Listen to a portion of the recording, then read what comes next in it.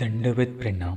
मी सतीश दादा गुरु भोजराज बाबाजी अमृते श्री गोपालकृष्ण मंदिर महानुभाव राजश्रम तामसा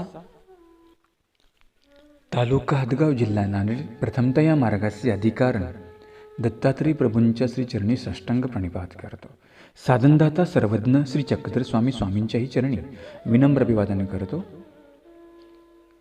कैवल्यवासी गुरुमाता तपस्विनी भामाताईजी अमृती संस्थापक श्री गोपालकृष्ण मंदिर तामसा ताईंची अंतःकरणामध्ये आठवण करतो. आदरणीय श्रद्धेय विद्या गुरुवर्य बाबांना दंडवत प्रणाम. या दत्तकवच महाभाष्य ग्रंथाचे लेखक आदरणीय श्रद्धेय चिंतनजनक बाबा जी करमड बाबांना दंडवत. आदरणीय श्रद्धेय कवीश्वर कुलाचार्य कारंजेकर बाबाजी अमृती बाबांनाही दंडवत. आदरणीय श्रद्धेय गुरुवर्य तामसा निवासी दादांनाही दंडवत. अमृत प्रवर्तक या ग्रुपमध्ये श्रवण करत असलेल्या सर्व अच्युत गोत्र्यासी दंडवत प्रणाम. परमार्ग सेवक राम बाबाराव फासगे यांच्या यूट्यूबच्या माध्यमातून श्रवण करत असलेल्या सर्व अच्युत गोत्र्यासी दंडवत प्रणाम. मला एक प्रश्न केलता, म्हटले बाबा आता तुमच्या लीला नित्यनेमाने यूट्यूबवर येतात, मग तुम्ही चरित्र का बरं पाठवत नाही? मी म्हटलं मी चरित्र जे आहे ते नित्यनेमाने यूट्यूबवर पाठवत नसतो. फक्त हे आता मोकळं निरूपण आहे आणि हे सर्वांच्या म्हणजे यामध्ये काही आता यूट्यूबला कसे अन्य लोक पण असतात, उपदेशी पण असतात. आपलं जे गूढ आहे ते काही यूट्यूबला असं बोललं जात नाही आहे, जे मी बोलत नाही. आणि म्हणून आपला एक ग्रुप आहे अमृत प्रवर्तक, लीला चरित्र आणि श्रीमद भगवद्गीता या ग्रुपमधून चालू असते. आणि आता मोकळं जे निरूपण आहे तुम्हाला 10-15 दिवस म्हणजे यूट्यूबच्या माध्यमातून ऐकायला भेटेल. ते बाबाराव फासगे यांच्या ते माझी परवानगी घेतात, मग ते तिथे ते लोड करत असतात, अपलोड करत असतात. म्हणून चरित्र संपल्यानंतर परत पुनश्च ही यूट्यूब बंद होणार, म्हणजे लीला तिकडच्या बंद होणार आणि मग परत लीला चरित्र आणि श्रीमद भगवद्गीता ही अमृत प्रवर्तक या ग्रुपला सुरुवात होत असते. आणि अमृत प्रवर्तक व्हॉट्सअप नंबर आणि कॉलिंग नंबर आहे 94 052 75 075. ज्यांना अमृत प्रवर्तक ग्रुपमध्ये सहभागी व्हायचं असेल त्यांनी 94 052 75 075 या नंबरला कॉल करा. किंवा मला एक प्रश्न काल केला की म्हटले बाबा आम्हाला अन्नदान करायचं आहे आपल्या परमार्गामध्ये, तर कशा प्रकारे? तर तुमचं नाव गाव माझ्याकडे पाठवा, नंबर पाठवा आणि सगळी ही क्रिया जी आहे आम्ही त्याचे फोटोज व्हिडिओज ज्या दिवशी तुमची क्रिया होईल, जो अवसर होईल त्याचे सगळे फोटो व्हिडिओज ज्यांची क्रिया असेल त्यांना आम्ही तो पाठवून देऊ. त्यांना आशीर्वादही आम्ही देत असतो. म्हणजे फक्त 94 052 75 075 या नंबरला आपण कॉल करा आणि ज्यांना क्रिया करायची त्यांनी आपली इच्छा कळवावी. सर्व अवसर तुम्हाला तो ऑनलाईनच्या माध्यमातून तुम्हाला बघायला भेटेल. दंडवत हो. काल आपण दुसरा श्लोक, दुसरी टीका आपण काल संपूर्ण केलेली आहे. काल आपण महत्त्वपूर्ण संदर्भ बघितले की दत्तात्रय महाराज स्वयंभू परमेश्वर, मनुष्य विषयाची माने, एकमुखी आणि 2 हात असं दत्तात्रय प्रभूंचा अवतार अभिप्रेत आहे. श्लोकांची मांडणी मी केली. अनेकांची मतं असतात, पाहण्याची दृष्टी प्रत्येकाची वेगळी असते. जो ज्या दृष्टीने पाहतो तसं तो बोलत असतो. परंतु महानुभाव तत्त्वज्ञान हे सांगतं की ठाम दत्तात्रय प्रभू एकमुखी आणि द्विभुज म्हणजे 2 हात असंच तो अवतार मानला गेलेला आहे. आज आपण दत्तकवच महाभाष्य तिसरी टीका प्रारंभ करत आहोत. सुरुवातीला कवींनी अभंग वापरलेला आहे. तो अभंग असा आहे. देवामध्ये देव घेतो अवतार, देवामध्ये देव घेतो अवतार, सर्वत्र संचार सर्वेशाचा, शंख चक्र गदा पाहती देवता, शंख चक्र गदा पाहती देवता, वाटतसे चित्ता तया परी, वाटतसे चित्ता तया परी, पाणी पात्र ज्याचे भरे कोल्हापुरी, पाणी पात्र ज्याचे भरे कोल्हापुरी, असा हा भवारी, असा हा भवारी. श्री दत्तात्रेय महाराज की जय. पूर्व श्लोकामध्ये कुणी कुणी नमस्कार केला, कुणी स्तुती केली हे सांगितलं. परंतु म्हटले त्यांनी जो नमस्कार केला किंवा जी स्तुती केली हे त्यांनी कोणतं मानचिन्ह डोळ्यासमोर ठेवून तो नमस्कार केला ते आता भाष्यकार आपल्या पुढे सांगतायत. तिसऱ्या श्लोकामध्ये तिसरा श्लोक उच्चारण करूया. ब्रह्मलोकेषु भूतेषु शङ्खचक्र गदाधरं पाणिपात्रं धरं देवं दत्तात्रेय नमस्तुते. इंद्रादिक देवताच किंवा ब्रह्मा विष्णू महादेवच दत्तात्रेय प्रभूंना वंदन करतात. काय म्हणाले ना, म्हणाले त्याही वरच्या ज्या श्रेष्ठ देवता आहेत ते सुद्धा दत्तात्रेय प्रभूंना वंदन करतात. तर मग श्रेष्ठ देवता कोणती, इंद्रापेक्षा श्रेष्ठ कोण आहे? ब्रह्मलोकेषु भूतेषु. इंद्रादिका वरुते ब्रह्मलोक म्हणजे ब्रह्मा विष्णू महादेव त्याही वरुते. क्षीराब्दीपासून ब्रह्म्यापासून विश्व ब्रह्म चैतन्यपर्यंत सर्वच देवता दत्तात्रेय प्रभूंची गुण आळवतात. म्हणजे 81 कोटी 1,15,9 माया ही सुद्धा दत्तात्रेय प्रभूंना वंदन करते आहे.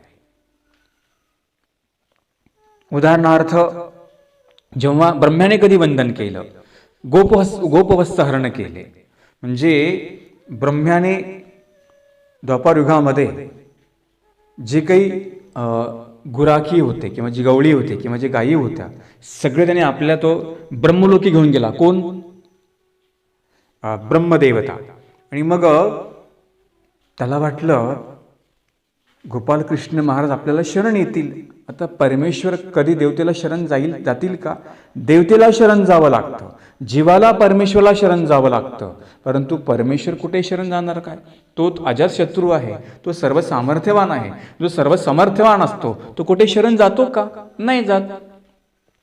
आता एखादा मोठा राजा आहे, त्याला जे मांडलिक राजे असतात किंवा ते खालचे राजे असतात त्याला शरण जातात की नाही? का राजा शरण जातो का कुणाला? जो चक्रवर्ती सम्राट आहे तो शरण जातो का कुणाला? तो जातच नाही शरण. तसं परमेश्वर चक्रवर्ती आहेत ना, आगाध चक्रवर्ती आहेत. जसं गोपाल कृष्ण चक्रवर्ती आपण म्हणतो की नाही. चक्रवर्ती म्हणजे चक्र सम्राट, सृष्टीचा राजा तो आहे. सर्व त्याला शरण जातात. इथे काय म्हणाले, तुम्ही इंद्रचंद्र दिक काय घेऊन बसले? म्हटले ब्रह्मा, शेषय्या, विश्व, चैतन्य, अष्टभैर सर्व परमेश्वराला शरण जातात आणि वंदनही करतात. विचार करा, इथे सगळ्या देवता परमेश्वराला शरण जातात. आपण तर असमर्थ, पंगू, पांगळे, आंधळे, आपल्याकडे काहीच नाही. आमचे स्वामी म्हणतात, मरमर जीवा, असमर्थ आहेस तू, तुझ्याकडे काय आहेस? तरी पण हा जीव परमेश्वराला शरण जातो का? नाही जात. जीवाला वाटतं मीच मोठा किंवा सगळं माझ्याकडेच, मीच करू शकतो, मला काही देवाची गरज नाही, असं म्हणतो की नाही आपण. जे नास्तिकवादी असतं ते असं म्हणतात. पण जगाच्या पाठीवर एका परमेश्वराशिवाय कुणालाही पर्याय नाही. आपण पाठीमागे बघितलं, देवल्याची तपश्चर्या वाढली. कुठे गेले ब्रह्मा विष्णू महादेव? दत्तात्रेय प्रभूंना शरण गेले. कारण त्यांना माहिती होतं संकष्ट निवारण आता फक्त दत्तात्रेय प्रभू करू शकतात, दुसरं कोणी करू शकणार नाही. मग आता या ठिकाणी त्या ब्रह्म्याने सगळे गोप वासरे घेऊन गेले. 1 वर्ष त्याने आपल्या ठिकाणी ठेवले. आणि मग इकडं त्यांना वाटलं तो गोकुळामध्ये पाहू आला तर तसेच मुलं, तसेच गायी, तसंच गोकुळ सगळं तिथे त्याला तसंच दिसलं. आणि मग त्याला आश्चर्य वाटलं. त्यांना वाटलं की हा बालक कोणी सामान्य नाहीये, हा कोणी सामर्थ्यवान ईश्वरी पुरुष आहे. ब्रह्मा सगळी ती गोप मुले घेऊन गोपाल चक्रवर्तींना शरण आला. गोपालकृष्ण महाराजांनी जी केली होती ती सगळी विज्ञानाची केलेली होती, पण तशी सेम, काही फरक नव्हता. सगळं विज्ञान शक्ती नटलेलं कार्य होतं. मग ब्रह्मा म्हणतो की देवा मला माफ करा, मला माझ्या ठिकाणी अहंकार आलेला होता. आणि मग सगळे गोकुळामधले पाहतात, साचोकार इकडे सगळे होते गोकुळ मुलं. ते म्हटले कुठे होते? म्हटले देवाजवळ होतो. मग हे कोण आहे? मग अशा प्रकारे एक आश्चर्य सर्व गोकुळवासियांना ते वाटलं. म्हणजे मुद्दा मला सांगायचा की गोपवत्सहरण केले. बघा, वत्साहरण नावाचा ग्रंथ आहे आपल्यामध्ये, त्यामध्ये सर्व वर्णन त्या ग्रंथामध्ये कसे वासुरे नेले, कसे गोकुळ नेले, तो ग्रंथ तुम्ही पठण करा. वत्साहरण नावाचा ग्रंथ आहे. 7 ग्रंथापैकी एक प्रमुख ग्रंथ वत्साहरण, जो मला वाटतं पंडित बासांनी त्याचं लिखाण केलेलं आहे, दामोदर पंडितांनी. त्यामध्ये वर्णन आलेलं आहे. आणि देवताही परमेश्वराला शरण जातात. आता नाही का आपण ते हिंसानिमित्त गावात विजय करणे, नवमीचा प्रसंग, खांडे महानवमी असते, त्यावेळेस नाही का त्यातल्या देवता त्या विहिरीतीने आल्या आणि स्वामींना नमस्कार केला आणि सांगितलं आपण आता गावाबाहेर जा, आम्हाला गावात प्रवेश करायचा आहे. कारण की जोपर्यंत परमेश्वर तिथे असतात देवता तिथे प्रवेश करू शकत नाही आहे. मला कोणी प्रश्न केला होता, म्हटले बाबा आम्ही पहिलं अन्य होतो, नंतर आम्ही उपदेश घेतो, आता पहिले जी आमच्याकडे देवपूजा वगैरे असते तिचं काही आम्हाला कोप होईल का? तिचा काही तुम्हाला कोप होत नसतो. जी तुमच्याकडे जे प्रतिमेच्या काही असतात ते पितळे वगैरे तुम्ही ते पाण्यात सोडून देऊ शकता. असतंच का अन्य लोकांकडे एक तर फोटो असतात किंवा अन्य ते पितळेच्या प्रतिमा असतात. मग तुम्ही एकदा ईश्वराला शरण गेल्यानंतर तुम्हाला कुठलीच देवता कोप करत नाही, काही त्रास पण देत नाही. तुमचा मनाचा भ्रम येतो फक्त, मग आमचं ते कुलदैवत आहे, आम्हाला मग ते त्रास देईल, आम्ही पहिले अमक्या अमक्याची पूजा करत होतो, आम्ही कोणी म्हटलं मला महादेवाची पूजा करत होतो, बाबा महादेवाचं कोप होईल का? अहो देवता पण सज्ञान आहे ना, तिला माहिती आहे तुम्ही थोरा रावळांना शरण आता गेला की कुठली देवता तुम्हाला विघ्न करणार नाही. पण लक्षामध्ये ठेवा, जर का तुम्ही स्वतःहून तिकडे गेले किंवा अवेळी गेले मग मात्र देवता तुम्हाला विघ्न करणार, स्वतःहून तुम्हाला ती विघ्न करत नाही. कारण की काही देवता ह्या प्रतिकूल आहेत, काही अनुकूल आहेत. म्हणून देवतेला माहिती आहे आता हे थोरांचे झाले म्हणजे तुम्ही आता परमेश्वराचे झालेला आहात, तुम्हाला कुठलीच देवता त्रास देत नाही. हा डोक्यातला गैरसमज काढून टाका.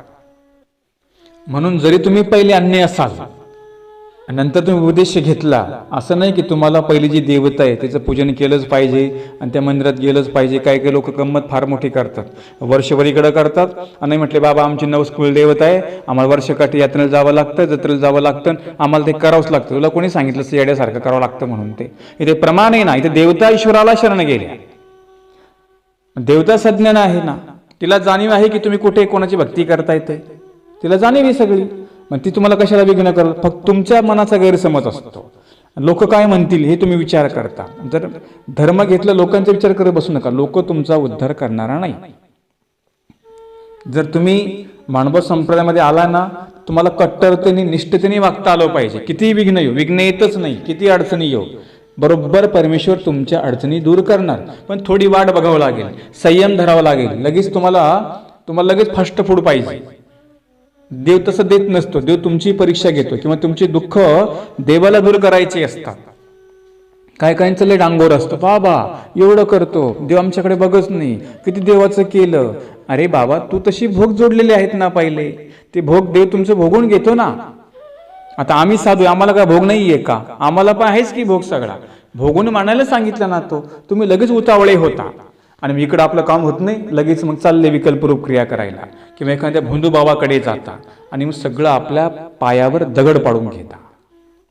मग इधर से भी गए उधर से भी गए, ना मिला मांडा ना मिले, है ना ते एक मन, दोनों तरफ से गए पांडे. मग इकडून पण जाता आणि तिकडून पण जाता, मध्ये लटकून बसता. आणि म्हणून एकदा तुम्ही उपदेश घेतल्यानंतर निष्ठतेने कट्टरतेने, अरे देवाचं नाम समर्थ आहे ना, परमेश्वर समर्थकता याचे नाम समर्थ सांगितलेलं आहे, एवढा तुम्हाला विश्वास नाहीये का? होईल ना, थोडा वेळ लागेल. आणि हे बघ, ज्याला वेळ लागतो ते कधी चांगलं असतं. तुम्ही फास्ट फूड खाता हॉटेलवर, तुमची तब्येत बिघडून टाकते की नाही ते? आता घरी आपण चटणी भाकरी खातो, तुला वेळ लागतो की नाही भाजायला, तापायला वेळ लागतो की नाही? मग ती भाजी भाकरी तुम्हाला सदृढ करते की नाही? मग तुम्हाला ते नकोय ना, तुम्हाला फास्ट सगळं पाहिजे. इकडे देव तुम्हाला हळूहळू देणार, तुम्हाला इकडे फास्ट काही भेटणार नाही. म्हणून चमत्कार पाठीमागे नका पळत जाऊ, अन्य देवतेकडे विकल्परूप क्रिया नका मागे पळत जाऊ. इथे हे संदर्भ लक्षामध्ये ठेवा. ब्रह्मादिक चैतन्य सगळे देवाला शरण जातात.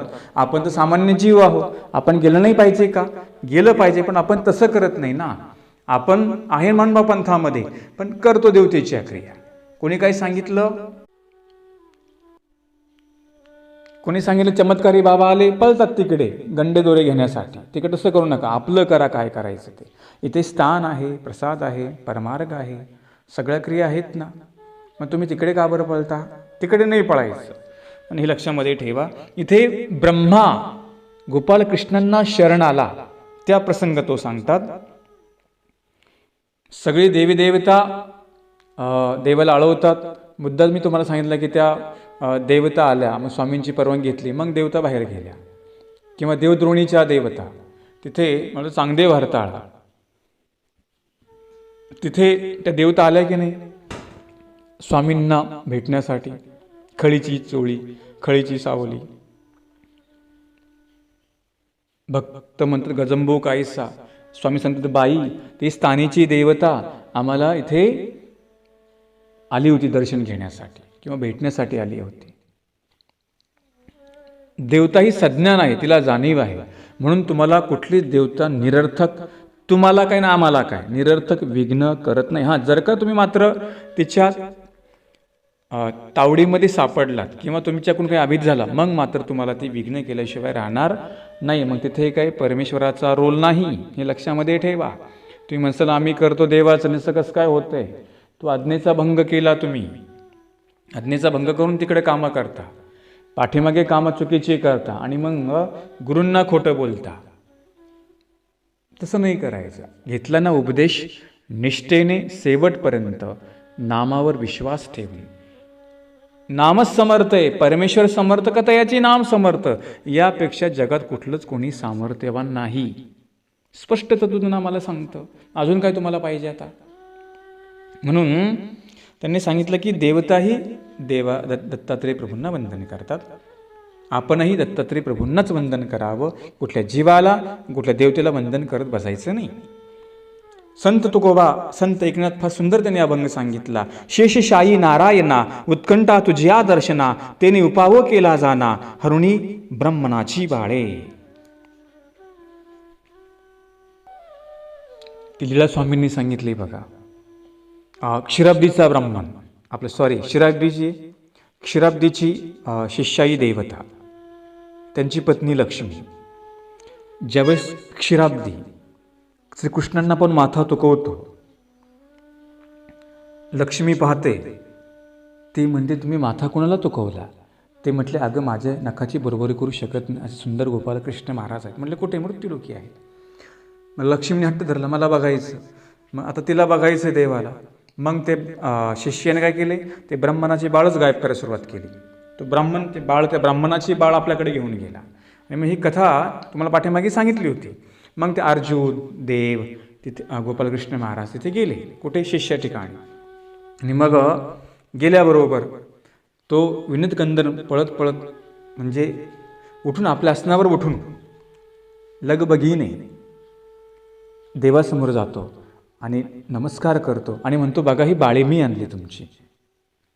मग सांगतो की माझी पत्नी हट्ट धरला, तिला तुम्हाला बघायचं होतं, मी तर मृत्यूलोकी येऊ शकत नाही. आणि मग म्हणून सगळं देवा मला चोरी करावी लागली. चोरी कधी कधी चांगल्यासाठी असते. ती बाळी चोरली म्हणून काय झालं, लक्ष्मीला गोपालकृष्णांचं दर्शन झालं. ती कथा म्हणजे त्यावेळेस क्षीराब्दीने नमस्कार केला, हा मुद्दा त्यांनी सांगितला.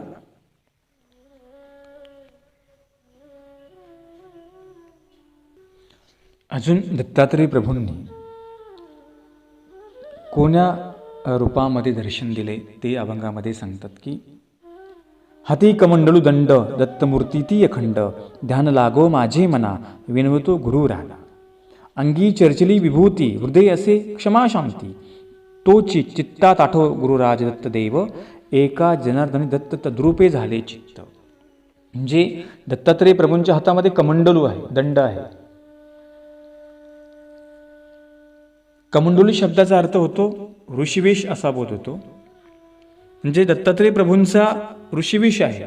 ऋषिवेशामध्ये सांगतात की शुलिंगभंजन हा जो कोणी राजा होऊन गेला, देवगिरीजवळ तो पर्वत आहे, त्याला दत्तात्रेय प्रभूंनी ऋषिवेशामध्ये भेट दिली असं ते सांगतात. पुढे सांगतात की म्हटले ब्रह्मलोक सर्व भूतामध्ये ज्या दत्तात्रेय प्रभूंचा संचार आहे त्यांना ब्रह्मादी कसे पाहतात? शंखचक्र गदाधारक म्हणून पाहतात. दत्तात्रेय प्रभू हे त्यांची अशी कल्पना आहे की दत्तात्रेय प्रभू चतुर्भुज आहे, त्यांच्याकडे शंख चक्र गदा म्हणून ते पाहतात. पण लक्षामध्ये ठेवा, ज्याची जशी दृष्टी तशी तो सृष्टी पाहत असतो. परमेश्वर कल्पवृक्ष सारखा आहे, ज्याला जे हवं तो देत असतो. कल्पवृक्ष आपण दृष्टांतामध्ये पाहतो. आमचे स्वामी सांगतात, एक तो टोपले विणणारा असतो आणि मग रस्त्याने जात असताना त्याला एक झाड दिसतं, झाडाखाली झोपतो आणि मनामध्ये विचार आणतो की ह्या झाडाने जर मला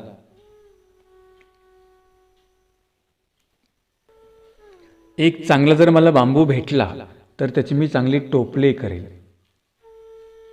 आणि मग मनामध्ये कल्पना करतो आणि एक सरळ बांबू खाली पडतो. तो म्हणतो, आगामी कल्पवृक्ष माग मी प्रसन्न झालो, काय पाहिजे तुला? त्याने सांगितलं, काही नको, मला अनेक मोडकं तोडकं मला वेवची दे, म्हणजे मोडका तोडकं मला बांबूच दे. ते सांगतो, अरे मी कल्पवृक्ष आहे ना, मी तुला सगळं काही देऊ शकतो, संपत्ती देऊ शकतो, मागतो. तो म्हटलं, नको नको, मला तेवढंच दे. म्हणजे त्याची दृष्टीच तेवढी होती, त्याने तेवढंच मागितलं. त्याने जर अजून मागितलं असतं आणखीन भरपूर त्याला भेटलं नसतं का? तसं दत्तात्रेय प्रभूंना कोणी चतुर्विशामध्ये बघितलं, कोणी दंडकमंडलू सहित बघितलेलं आहे. ज्याची जशी दृष्टी तसं त्यांनी पुढे वर्णन केलं. आता नाही, गोपालकृष्ण महाराजांचं ज्यांना जसं भासलं तसं त्यांनी वर्णन केलं. तसं दत्तात्रेय प्रभूंना जसं जसे भासले तसं त्या जीवाने वर्णन केलं. पण म्हटले, देवाकडे खरंच ही आयुधे आहे का? शंख चक्र गदा आहेत का देवाकडे? म्हटले, खरंच ना. दत्तात्रेय प्रभू ही विरक्त वृत्तीचे आहे आणि जो विरक्त वृत्तीचा असतो त्यांना काही शस्त्र बाळगण्याची गरज नसते. त्यांच्याकडे त्यांचा आचार, त्यांचा विचार, त्यांचा उच्चार हेच त्यांचं शस्त्र असतं आणि विचारासारखं दुसरं कुठलंही शस्त्र नाही. म्हणून दत्तात्रेय प्रभूंकडे आयुधे असण्याची काही गरज नाही असं लेखकांना सांगायचं आहे. किंवा संत तुकोबा आपल्या अभंगामध्ये सांगतात की जो विरक्त आहे त्याच्याकडे काय असतं?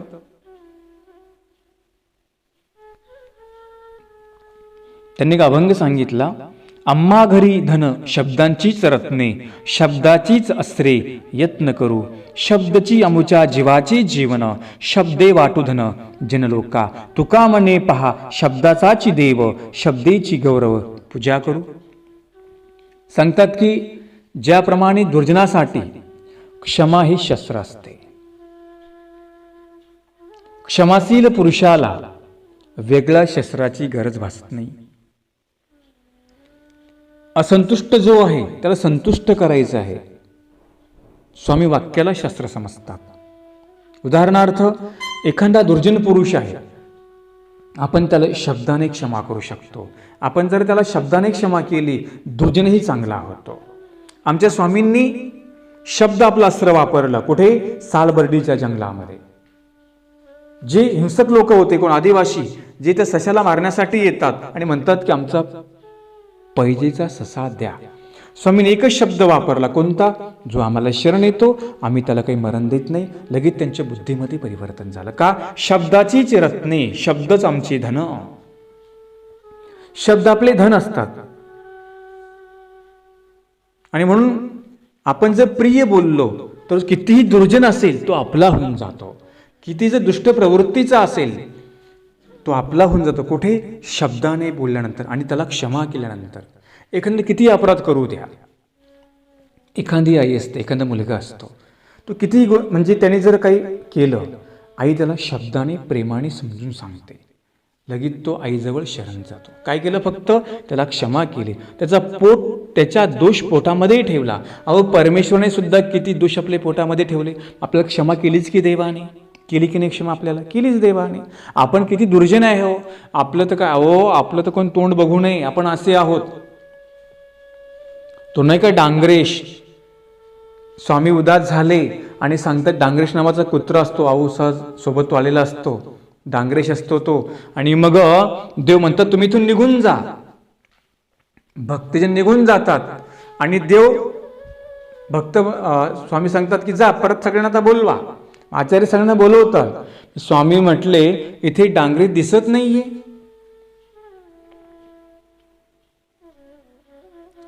भक्त म्हणतात गेला असेल कुठे फिरायला, तो काय तो कुत्रा आहे, कुठे पण गेला असेल. देव म्हटले बघा जरा जाऊन. आणि मग तो डांगरेश नावाचा कुत्रा एका नालीमध्ये तोंड खुपसून आपलं गतप्राण होऊन जातो. मनुष्याला काहीच वाटलं नाही, परंतु त्याला वाटलं की देव आपल्यावर नाराज झालेत. आपण कधी पाहतो की नाही, और प्राणी तरी प्रामाणिक असतात, परंतु माणसासारखा बैमान आणि स्वार्थी कोणीच नाहीये. हा मनुष्य प्राणी एवढा स्वार्थी, इतका बैमान आहे. तो कधी काही कोणाला धोका देईल काही सांगता येत नाहीये. आणि म्हणून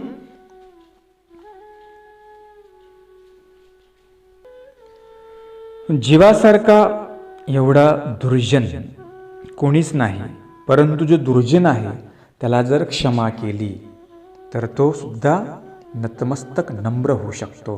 त्याला शस्त्राची काय गरज आहे? एखादा किती आवेशाने आपल्या समोर आला तर 2 शब्द गोड बोला, बघा तो सगळं त्याच्या मनातून निघून जाईल. काही काही लोक नाही आवेशामध्ये येतात, भांडणामध्ये, त्यांना क्षमा करा. संत महात्मे ते क्षमा करत असतात. आणि मग हे क्षमा जे शास्त्र आहे हे दत्तात्रय प्रभूंचं अस्त्र आहे. त्यांना गदा शंकराची गरज, शंकाची गदा चक्राची गरज काय नाही हे त्यांना सांगायचं. सांगतात की ज्याप्रमाणे गीता अर्जुनाला शस्त्रधरी म्हणते आणि आचार्य आमच्या स्वामी आचार्यांना म्हणतात की शस्त्र टाकून दे. युद्धाच्या प्रसंगी अर्जुन म्हणतो की मला लढायचं नाही, देव म्हणतात धर्माची स्थापना करायची आहे, हातामध्ये शस्त्र धर. आणि इथे आचार्य म्हणतात शेवटच्या प्रसंगी ज्यांनी स्वामींना विरोध केला त्यांच्यावर आचार्य विरोधाने आवेशाने तिथे जातात. स्वामी त्यांना थांबवतात.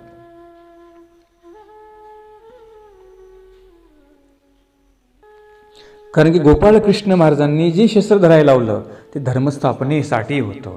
आणि आमच्या स्वामींचा आणि स्वामींनी आचरणात शस्त्र टाकायला लावलं, स्वामींचा येथे मुनी वेश होता. म्हणून इथे क्षमा फार महत्त्वाची आहे. दोघांचंही बरोबर होतं. एकाने धरायला लावलं, एकाने टाकायला लावलं. एका अवताराने सोडून द्यायला सांगितलं, एकाने धरायला लावलं. का? ती धर्माची स्थापना करायची होती. आणि ते स्वामी म्हणतात की आपला महात्मवेश आहे आणि महात्म्याला हे शोभत नाही. आपण क्षमा करणं हेच आपलं शस्त्र आहे. बघा स्वामींना कितीतरी विरोध केला, परंतु स्वामींनी त्यांचा प्रतिकार केला का? नाही केला. आणि म्हणून जो पुढचा आहे, पुढचा आपला कितीही बोलो काही करो, तो त्याचा प्रसव भाजत असतो किंवा त्याचा प्रसव वाढत असतो. एखादा आपल्याला शिव्या देतो आहे, आपण गप्प बसून ऐकून घ्यायच्या. पण कधी आपली चूक नसेल तर, चूक असेल तर नाही बरं का, मग थोडा प्रतिकार त्याला केलाच पाहिजे. आता प्रतिकार केला पाहिजे म्हणजे काय भांडाभांडी करायची नाही. नाही तर मग बाबा तुम्ही तर भांडायला सांगितलं का काय? प्रतिकार नाही करायचं, समजून सांगायचं. शेवटपर्यंत क्षमा त्याला आपण करत राहावी. अहो देवाने एवढी आपल्याला क्षमा केली, असंख्य दोष आपण जीवाने केले तरी परमेश्वराला किती कनवळा देवाला कीव आहे. सृष्टी निर्माण केली, आपल्याला सृष्टीमध्ये आणलं, आपण तमामध्ये पडलो होतो, तिथून आपल्याला काढलं, इथे ज्ञान दिलं, अधिकार घडवला. देवाने क्षमा केलीच की. देवाने तुमच्या पाठीमागे बघितलं का? अहो तुमच्याकडे दोष पाहिले असते आपलं काहीच झालं नसतं. आत्ता एवढे आपण दोषी आहोत तरी पण देवाने क्षमा केली की नाही? जर देव क्षमा करू शकतो, आम्ही जीव क्षमा करू शकत नाही का? झाली काही चूक कोणाकडून तर क्षमा करता आली पाहिजे. क्षमा हे सगळ्यात मोठं अस्त्र आणि शस्त्र आहे. यापेक्षा कुठलंच अस्त्र शस्त्र जगामध्ये काम करू शकत नाही. शस्त्राने जर वार केले तर एकमेकाचा खून होतो, परंतु क्षमा ही अशी आहे. शब्दही असे, शब्दांचेच यत्न आम्ही करू म्हणतात.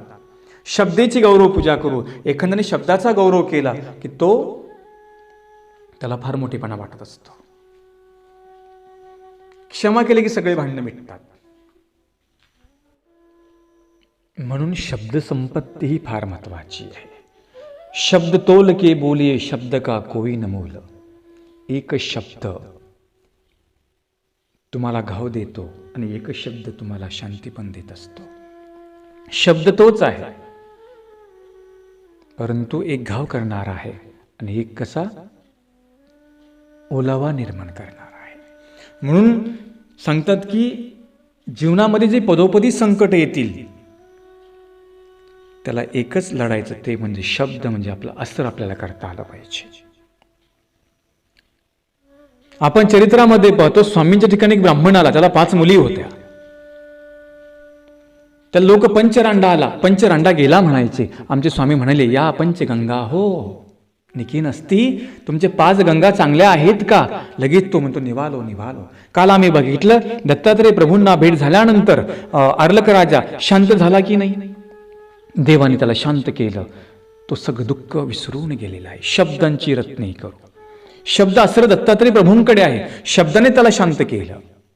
तसं आम्हीही जर काही झाल्या तुडपुड, एखादा भांडण्याचा प्रसंग आला, घरात आपले भांडणं होत असतील, त्यांना मिटणारं भांडण असेल तर आपण त्याच्या वेगळं निघावं. जिथे नेहमी खटके उडतात तिथला संपर्कच टाळावा, कारण ते अहिंसक शास्त्र आहे. म्हणून आमचे स्वामी सांगतात की नाही, ज्याचा उपद्रव होतो त्याचा असंबंध करा. मग तो कोणी असेल, आपला असेल किंवा परका असेल. असंबंध होतोय, भानगडी होतात, कटकटी होतात, त्याच्या वेगळं राहा. जरी भांडणं होत असतील एकमेकाला क्षमा करण्याचाही आपण प्रयत्न केला पाहिजे. झालं घरामध्ये सासूचं सुनेचं भांडण, तर कधी सासूनी सॉरी म्हटलं पाहिजे, तर कधी सुनेनी सॉरी म्हटलं पाहिजे. भांडणं काय सगळीकडे होत असतात. झालं कुणाशी परमार्थामध्ये भांडण, कधी त्यांनी सॉरी म्हटलं पाहिजे, कधी तुम्ही पण सॉरी म्हटलं पाहिजे. पण ते म्हणत नाही ना कुणी, वाकायचं कुणी, हा फार मोठा प्रश्न आहे. क्षमा कोणी मागायची, हा फार मोठा प्रश्न पडलेला आहे. अरे तुम्हाला एकत्रित राहायचंय ना, एकत्रित नांदायचं आहे ना. झालं नवरा बायकोचं भांडण, कधी नवऱ्याने सॉरी म्हटलं पाहिजे, कधी बायकोनी सॉरी म्हटलं पाहिजे. पण नवरा म्हणतो मी का बरं सॉरी म्हणू. पुरुषांना फार घमेंड असते, कधी कधी बायांना पण घमेंड असते बरं का. पुरुषांना असं काही नाही, बायांना पण कधी घमेंड असते. कधी काही पुरुष लवचिक असतात, ते नम्र असतात, तर काही काही बाया घमेंडखोर असतात. काही काही स्त्रिया नम्रत असतात, तर पुरुष घमेंडखोर असतात. नाही, एक सोपा शब्द की स्वारी, किती सोपं काम आहे. होतील का भांडणं पुढे? नाही होणार. आणि ही स्वारीच आपण म्हणत नाही, म्हणून तर विभाजन होतं, घराचं विभाजन होतं, परिवाराचं विभाजन होत असतं. का? फक्त स्वारी आपण म्हणत नाहीये आणि पुढचाही क्षमा करत नाहीये. याने स्वारी म्हटलं पाहिजे आणि पुढच्यानेही क्षमा केली पाहिजे. त्यासाठी उदार विशाल अंतःकरण असावं लागतं.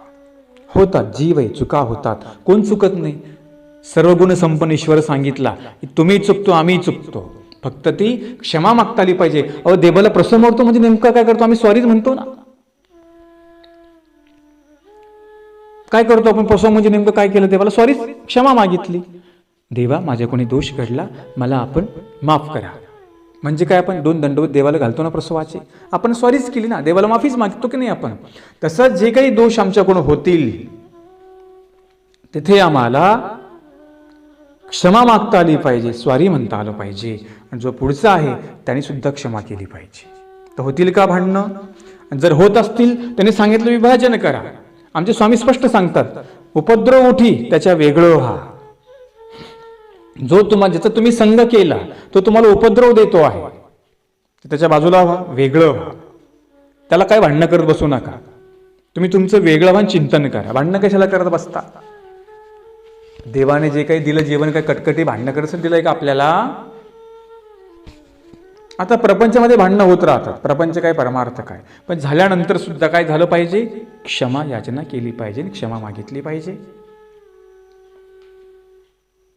म्हणून सगळ्यात मोठं जे शस्त्र ते म्हणजे शब्दांचं आहे. म्हणून ते अहिंसक शास्त्र आहे, शस्त्र आहे, ते वापरायला सांगितलं. त्यासाठी सुद्धा ज्ञान असावं लागतं. कुठे? माफी मागताना उदारमन असावं लागतं. आमच्या गोविंद प्रभूंनी रुद्धपूरला ती वीर आहे बघा सासू सुनेची, ती सासू काय करायची? स्वतः दही खायची आणि तिला ताक द्यायची, स्वतः तूप खात असत. आमच्या देवांनी भांडणं मिटून टाकलं, दोघींची भानगडी व्हायची तिथे. आमच्या गोविंद प्रभू बाबांनी रुद्धपूरमध्ये तर सासू सुनांचं भांडणं मिटून टाकली.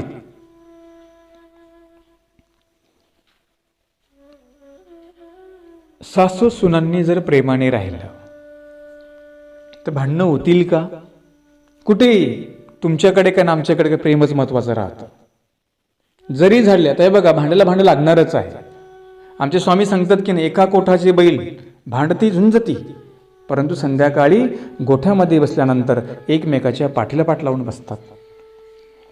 तसं जरी काही आपले भांडणं झाली तरी तिथे क्षमा मागून किंवा सॉरी बोलून किंवा नाही त्यांच्या काही राहता तुम्हाला आलं, लांबून तर गोडी ठेवा की नाही. नाहीच जमलं, लांबून गोडी ठेवा आणि प्रेमाने राहा. हे तर आपण करू शकतो की नाही. लहान आपण नाही का म्हणतो कुठे राहा बाबा, पण दोन शब्दांना प्रेमाने बोलत जा. आता नाही का आपण परिवारामध्ये पाहतो काही वेगळं विभाजन होतं, ते काय म्हणतात, आई बाप कुठे पण राहा पण प्रेमाने 2 शब्द बोलत जा, मला विचारपूस कर, बाकी आम्हाला काही नको. काही लागतं का? काही नाही लागत. आणि म्हणून शब्दाची यत्न नाही करू, शब्द फार महत्वाचे आहे ते त्यांनी सांगितलं. तर म्हटलं याचं ज्ञान असावं लागतं. केशरदासांनी मूर्ती प्रकाश ग्रंथामध्ये महाविघ्नांचा पराभव केला. ते सांगतात की मी प्रवर्थला परमार्थ मार्गी, महाविघ्नी केली लागी, मग लेवोनी विचाराची वज्रांगी, प्रबोध फरसे पराभविली. केशरदासांनी विचारांचं वज्रकवच धारण करून ब्रह्मविद्याच्या ज्ञानाने जो त्यांच्यावर जो काही संकट आलं, जे विघ्न आलं होतं, त्यांना ते पराभूत केलेलं आहे. मेनकेने विश्वामित्राचा पराभव केला, 60 वर्ष त्याला लागली. तो लढा फार महत्वाचा आहे, हे सुद्धा कौतुक करायलाच पाहिजे. कारण की कामासोबत लढायचंय, विकारासोबत लढायचंय, ती लढाई फार मोठी अवघड असते. काम म्हणजे विकार म्हणजे वासना, इथे तुम्हाला लढायचं आहे. जसं आम्हाला इंद्रियांच्या वेगळं म्हणजे काय, वासनेच्या वेगळं, विकार विकल्प शून्य म्हणजे काय सांगितला, एक प्रकारचा साधकाला लढा सांगितला, ज्या वेगळं व्हायला त्याला सांगितलेलं आहे. तिथे लढा त्याला द्यायचा आहे, पण लढा कधी देईल, तो विचाराचं अंगी कवच धारण करावं लागेल. केशरदासांनी तो लढा दिला. स्मृतीमध्ये प्रसंग येतो, केशरदास भिक्षा मागायला गेले असताना, हे अतिशय सुंदर असतात. एका ठाकुराची मुलगी, दिसायला अतिशय सुंदर, भिक्षेला गेले. ठाकुराची मुलगी आपल्या डोळ्यावर बसली होती. ती केशरदासांकडे पाहते आणि त्यांना विचारते, कोणी ठाई असे, तुम्ही कुठे राहता? त्यांना केवढं म्हटलं, त्यांनी सांगितलं मी थांबतो एका तिकडे निर्जन स्थळी का मंदिरामध्ये. आणि मग ती रात्रीच्या वेळेस ती ठाकुराची मुलगी केशरदास म्हणाला बसलेली असतात. गेल्यानंतर एकदम त्यांच्या मांडीवर जाऊन बसते. आता नेमकं काय करायचं? आता इथे लढा विकाराशी आहे, वासनेशी आहे. केशरदास म्हणतात, आई, तिला आई शब्द वापरतात, आई थोडं थांब, मी जरा बाहेर जाऊन येतो. आणि मग लगेच उठले आणि आपल्या गुरूंच्या भेटीसाठी गेले. त्यांनी सांगितलं, असं असं माझ्यावर विघ्न आलं, आता मी काय करू? आणि मग त्यांनी इतकं वैराग्य केलं, स्वतःला मलिन करून घेतलं. परत त्याच घरी केशरदास तिथे भिक्षेला जातात बऱ्याच काळानंतर. आणि ते केशरदासांना पाहिल्याबरोबर तेच म्हणतात, तू मला ओळखलं नाही, मी अमका तो. आणि लगेच ती त्यांच्या अंगावर त्यांना बघून थुकते इकडे. आणि मग म्हणतात, हे होय मी केशराजो. आणि मग पुन्हा ते आपल्या गुरुकडे जातात. आचार्यांना फार मोठा अभिमान वाटतो. एक विषयाते जी नासिक विषयाते नासिला, याने विषयच नासून टाकला. तेव्हा त्यांनी ही ओवी वापरली, मी प्रवर्थला परमार्थ मार्गी, ता महाविघ्नी केली लागी, लेवोनी विचाराची वज्रांगी, प्रबोध फरसे पराभविली. तो त्यांनी लढा दिला. संदर्भ तो स्मृतीचा तुम्हाला मी सांगितला. केशराज भासांनी विचारांचं वज्रकवच धारण केलं, आचारांचे वज्रकवच धारण केलं आणि तो लढा दिला. विश्वामित्राने 60 वर्ष मेंढकीसोबत लढा दिला, पण शेवटी तो तिच्या अधीन झाला. 60 वर्ष त्यांनी लढा दिला, ते काय कमी आहे का? लढा देता आला पाहिजे, तो लढा द्यावा लागतो आणि एकदम अधीन व्हायला नाही सांगितलेलं आहे. म्हणून हा एक अंतरलढा, एक बाह्य लढा आहे. बाहेरून लढणं सोपं असतं हो, अंतरून लढायचं म्हणजे फार अवघड असतं. आणि मग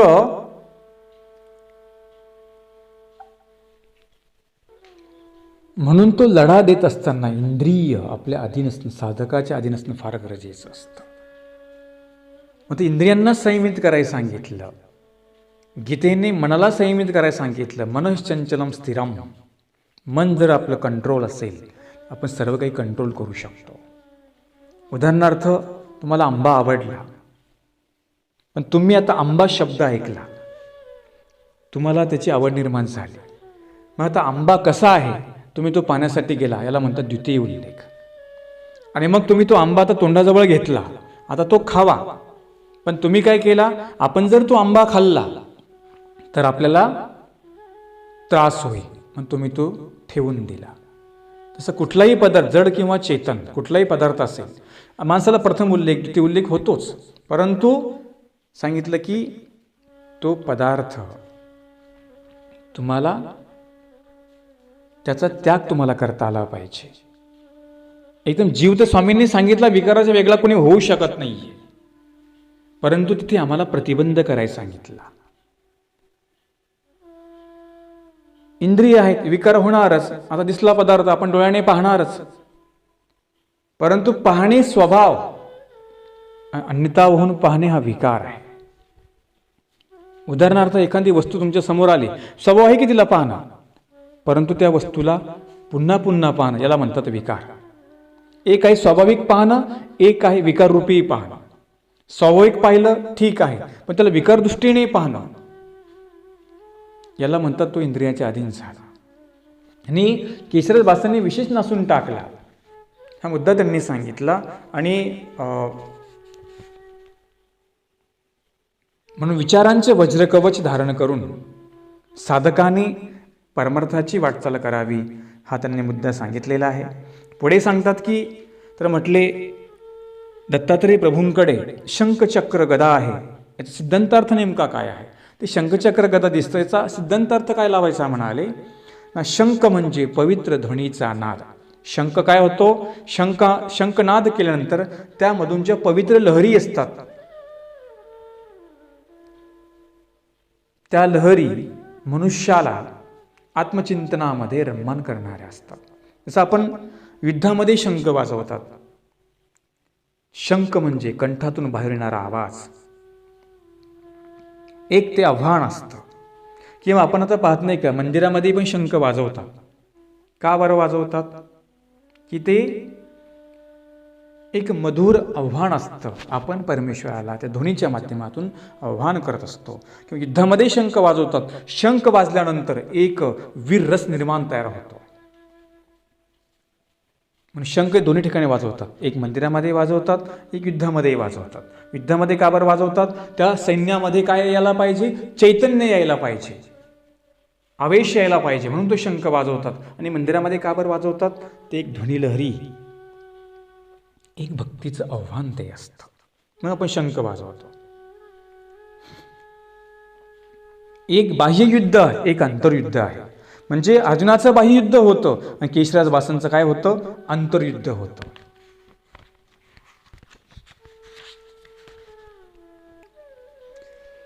दोघांचं पण युद्ध आहे, अर्जुनाचं युद्ध आणि केशराज भासांचं युद्ध आहे. पण अर्जुनाजवळ केशव होते आणि केशराज भासांजवळ कोणीच नव्हतं, फक्त त्यांच्याकडे विचार होते. आणि म्हणून जेव्हा आंतरयुद्ध करायचं असतं की नाही, ते फार अवघड असतं.